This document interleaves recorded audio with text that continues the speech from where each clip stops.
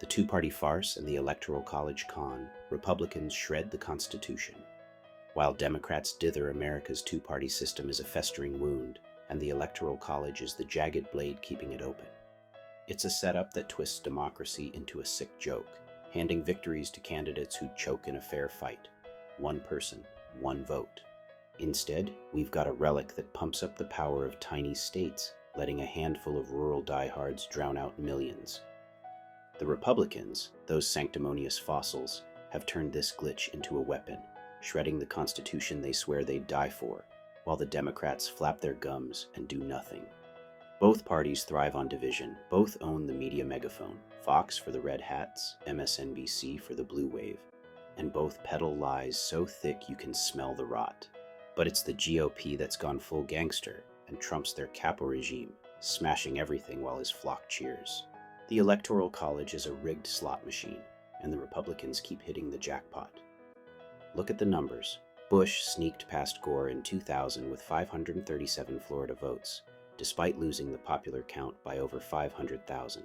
Trump pulled the same heist in 2016, trailing Clinton by nearly 3 million but snagging the crown because a few thousand yokels in Michigan, Pennsylvania, and Wisconsin tipped the scales. That's not a mandate, that's a hustle.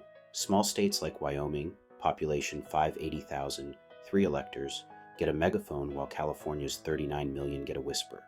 One Wyoming vote outweighs 3 Californians. They moan they'd be irrelevant without it, but here's the brutal truth. If your state's a ghost town nobody wants to live in, maybe your voice shouldn't matter more. The GOP clings to this scam because their base, those red state relics, loves the leverage. They're not winning hearts, they're gaming the map. And oh, the Republicans, self-proclaimed guardians of the Constitution, have torched it with a grin.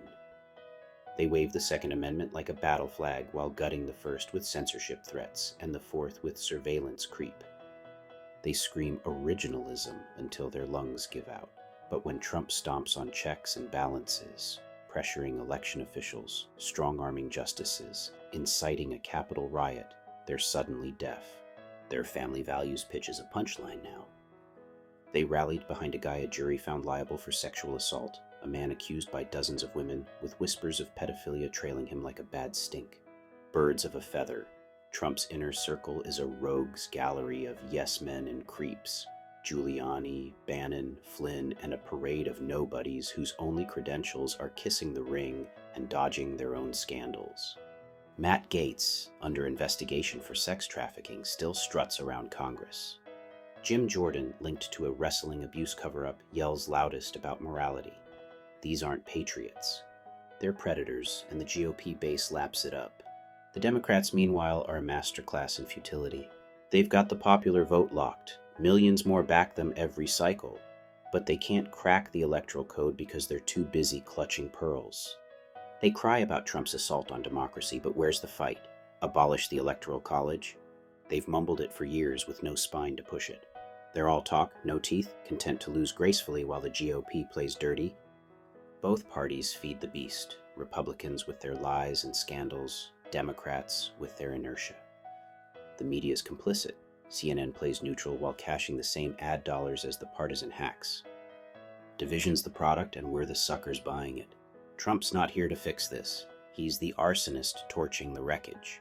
People voted him in twice now, hoping he'd dismantle the machine. Instead, he's swinging a sledgehammer, breaking what's left while his party cheers and the Democrats whimper. The system's a sham. The Electoral College screws over voters, the GOP trashes its own principles, and the Dems watch it burn. We're Americans, not pawns for these clowns.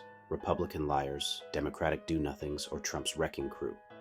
Until we junk this antique Electoral College and demand a real vote, we're trapped in their circus, choking on the ashes of a democracy they've all betrayed. By Scott Young, aka Sinfamous Gamer.